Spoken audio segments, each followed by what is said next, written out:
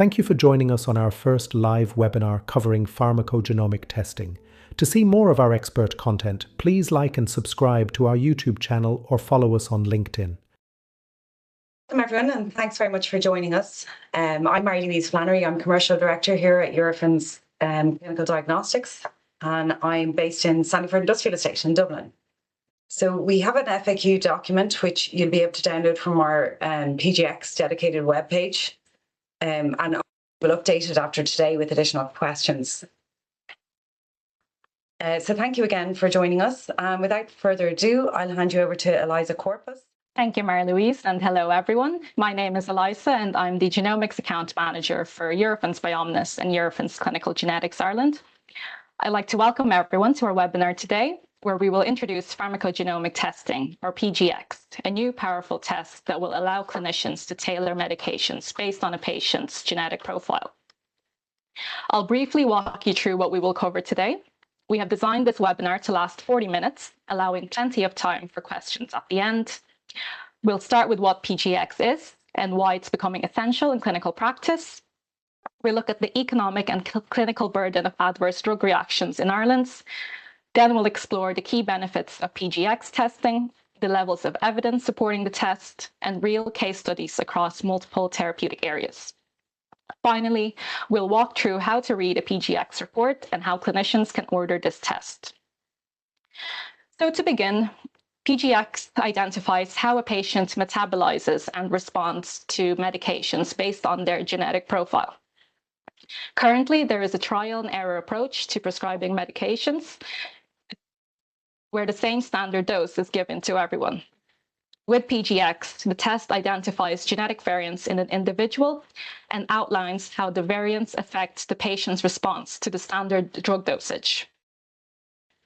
Our PGX test, known as MedicineMe, has a broad gene coverage, and the report outlines the patient's phenotype simply, from ultra-rapid metabolizer, normal, intermediate, to poor metabolizers.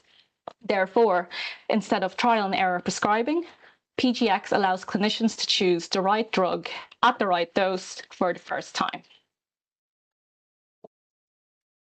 In 2023, there was a rapid relist review performed in Ireland to help reduce adverse drug reactions. In this slide, you will see an overview of the key comments.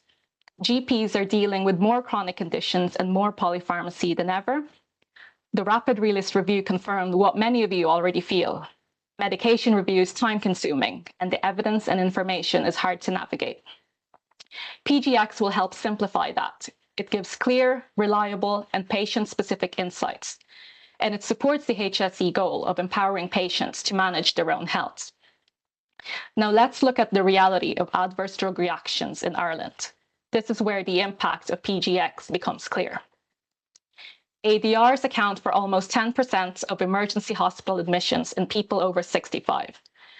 And that's significant because Ireland's population is aging. About 41% of people are aged 45 or over. We also know that polypharmacy is common in this cohort. 1 in 5 patients over 50 is on 5 or more medications, which triples adverse drug reaction risk. Adverse drug reactions are the third most common type of adverse event in the Irish healthcare system, and when a patient has an ADR, their adherence to medication declines, leading to additional GP appointments. If we look at the financial and clinical impact of adverse drug reactions in Ireland, the health budget for 2026 is 27.4 billion. That's a 6.2 increase on last year. ADR hospital admission costs from 2023 is 9,500 per patient, plus another 2,000 euros per follow-up. This is where PGX can play a substantial role. 30% of adverse drug reactions are preventable with PGX. It is a cost-saving, one-off test with lifelong value. And beyond cost, PGX supports patient care, helping you identify which medications are likely to work and which ones pose avoidable risk before a patient ever experiences an adverse drug reaction. If we look at the key benefits of PGX testing, it's a simple saliva sample. A blood sample may also be used, and it delivers huge clinical value.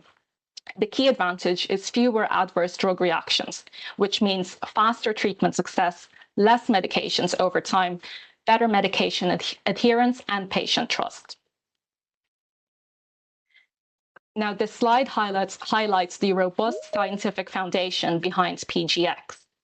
The strength of our recommendations depends entirely on strong scientific evidence. Eurofins will only use high-level guidance.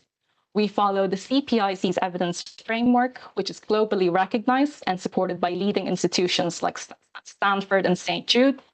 And Eurofins only reports gene-drug interactions that meet CPIC levels A and B or ClinPGX levels 1 and 2. We access other national and international professional associations, such as the Dutch Pharmacogenetics Working Group, Spanish Society of Pharmacogenetics and Pharmacogenomics, and regular authorities such as the EMA and the US FDA. I mentioned that our PGX test has a broad gene coverage. So to give some examples, CYP2C19 is one of the key enzymes that's highly relevant. Around 26% of Europeans carry at least one actionable variant, and this enzyme metabolizes about 10% of commonly prescribed drugs, including PPIs, antiplatelets, and antidepressants. So it's one of the most impactful genes to test and target. CYP2D6 is even more influential. 30 to 40% of Europeans carry a reduced function allele. And because CYP2D6 metabolizes 20 to 25% of commonly used medications, including pain medicines, the variation here is a major driver of treatment failure and adverse drug reactions.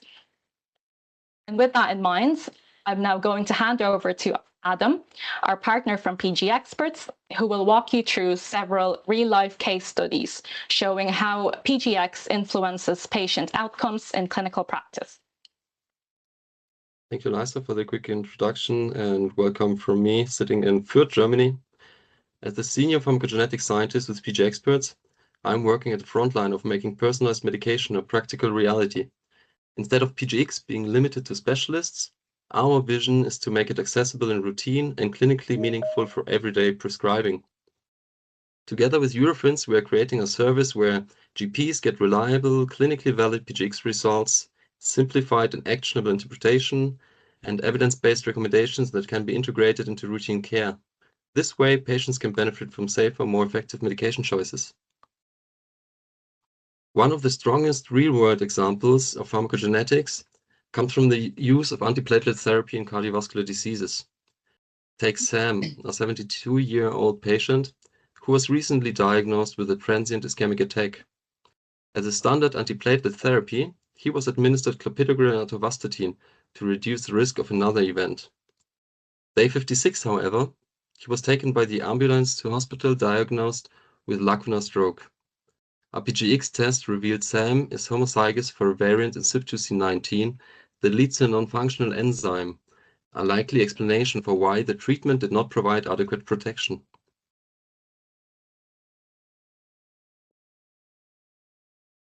Clopidogrel is an inactive prodrug. After absorption, it will be metabolized in the liver, mainly by CYP2C19 into its active metabolite, which inhibits the P2Y12 receptor and reduces platelet activity.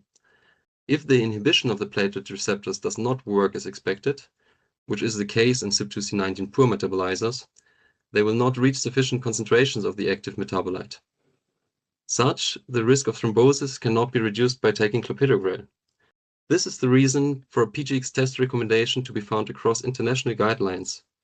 When remembering the prevalence data shown earlier, up to 26% of the population would benefit from choosing an alternative platelet therapy. Rather than replicating international guidance from CPIC or DPWG, CERSI-PGX released a UK-specific guideline that delivers practical, clinically focused recommendations. It is intended to adopt these recommendations in both the UK and Ireland.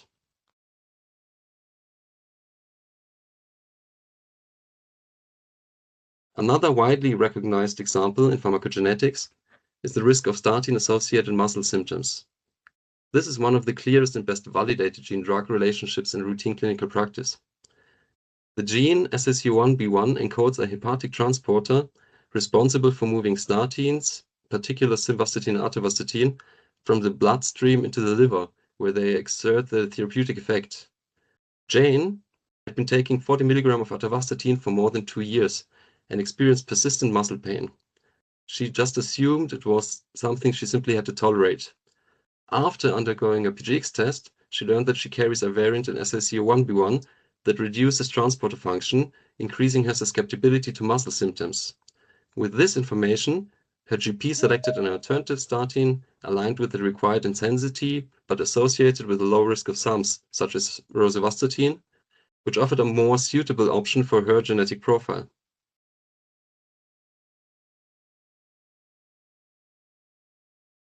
During the COVID-19 pandemic, global rates of depression rose by roughly 25%. Mary, a 32-year-old patient, was among those diagnosed with major depressive disorder. She had been taking citalopram for 8 weeks, but wasn't experiencing any therapeutic benefit. Instead, she struggled with persistent side effects. She is far from alone. Up to 40% of individuals do not receive an effective antidepressant on their first treatment attempt. A pharmacogenetic test revealed that Mary is a CYP2C19 poor metabolizer. This leads to higher plasma concentrations of citalopram, increasing the likelihood of adverse effects without reliably improving treatment response. Her PGX report summarized international guideline recommendations, highlighting 2 general options. Consider a lower dose or select an antidepressant that is not primarily metabolized by CYP2C19. To support this process, her GP could identify suitable alternatives directly within the Meds and Me report or consult our clinical support webpage, PGX Assist.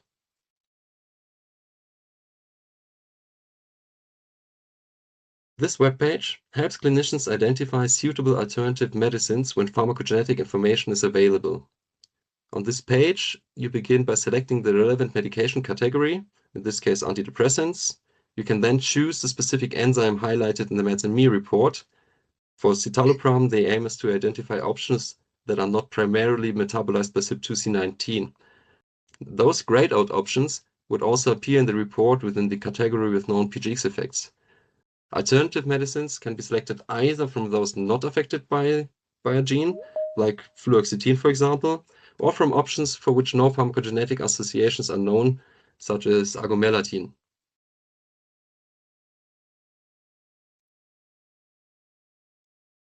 Another situation where pharmacogenetic information can make a real difference is post-operative pain management. Amanda was prescribed cocodamol after an elective laparoscopic gallbladder removal. What was expected to be a minor procedure turned into several days of unnecessary discomfort. Had a PGX result been available beforehand, this could likely have been avoided. Amanda is a CYP2D6 poor metabolizer, meaning this enzyme has markedly reduced activity. As a result, cocodamol is not efficiently converted into its more active form, which helps explain why she experienced an inadequate pain relief. Alternative analgesics besides morphine can be looked up again on the PGX Assist webpage. When considering alternative analgesics that are not influenced by CYP2D6, a practitioner can look at opioid options that do not rely on this pathway, such as morphine, as well as non-opioid analgesics, like paracetamol. The table also provides additional context, including the average half-life of each medicine. The report itself is designed as a single document that serves both individuals and clinicians. The introduction and summary are written for patients, while the later sections, such as the clinical implications, guideline-based recommendations, and laboratory test results, are aimed at healthcare professionals. The underlying idea is that the patients own their medical information and can choose which healthcare providers to share the report with. In the summary section, all medicines with known pharmacogenetic relevance and actionability, which covers 119 medicines at the moment, are listed. They are grouped by severity considering the patient's genetic profile and within each group sorted alphabetically. This makes it easy for users to quickly see whether medicine they are currently taking or may be prescribed in the future could be influenced by their genetic predisposition. The recommendation for patients is simply to continue taking their medicines as prescribed, but to discuss any flagged items with their practitioner as soon as possible.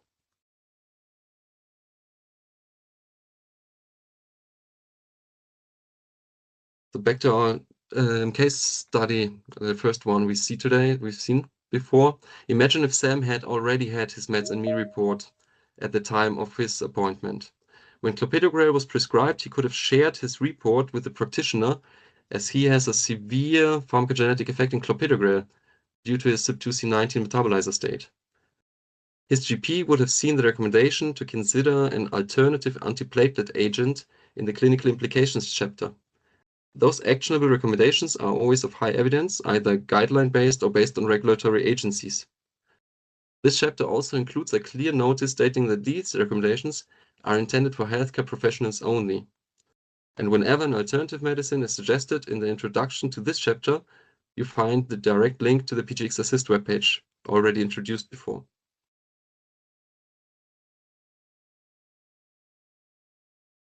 The MedSME report, of course, also includes the analytical findings from the PGX test. Alongside a full list of all genes and variants analyzed, the identified variants are summarized in the genotyping results section, including the number of gene copies. The phenotype profile brings together the key linked elements for each gene, the diplotype using pharma-based allele nomenclature where available. For genes where it is relevant, the activity score is displayed. The standardized phenotype term is also provided, giving a clear interpretation of how the genotype may influence drug metabolism. And this readable data is also provided as a data matrix to the digital phenotype profile that can be scanned in additional clinical decision support systems that will be available in the future. As the genetic predisposition will not change over a patient's lifetime, it can be mapped on updated recommendations when state of knowledge evolves. Summarized, this report is a comprehensive tool for all healthcare professionals to easily integrate PGX recommendations into their clinical routine. So thanks, Adam and Eliza. That's very interesting. I'd like to finish off by introducing Roy Nadja, our lab director and chief scientific officer for Eurofins Clinical Genomics, and also Gregor Malishnik, who works with Adam Letzko in PGX Experts. So they're our bioinformatics partner for the PGX test. So it's really just to show you who the team is. So we're all here to support you in becoming very familiar with this type of testing and to provide any additional information that you might need in the coming days and weeks. Okay, so we'll open the floor now to questions. So you can go ahead and raise your hand and Dylan will unmute you.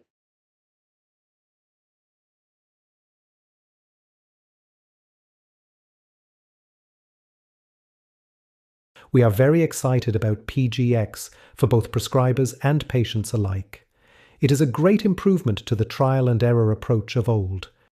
With rising rates of mental illness and cancer, we believe PGX will become not only a precision health screen, but an excellent companion diagnostic to guide the prescription of medication from childhood into adulthood. PGX testing is currently being used in 43 hospitals and 180 primary clinics in Germany. It has widespread use in the Netherlands. Bupa insurers are currently running a pilot with a plan to offer the test to their UK client base, and it is already proving popular. There is a QR code on the screen now. Please scan it using the camera on your phone and complete our follow-up form. Here, you can let us know if you want to order a test or request more information. The Frequently Asked Questions document is now available on our website along with a test request and consent form used when ordering a test. Alternatively, you can email sales@ctie.eurofinseu.com and a member of our team will assist you. This is our first educational webinar, hopefully of many, and your feedback will help us improve future live events. Thank you all for attending, and we look forward to partnering with you to create a more effective prescribing environment in Ireland.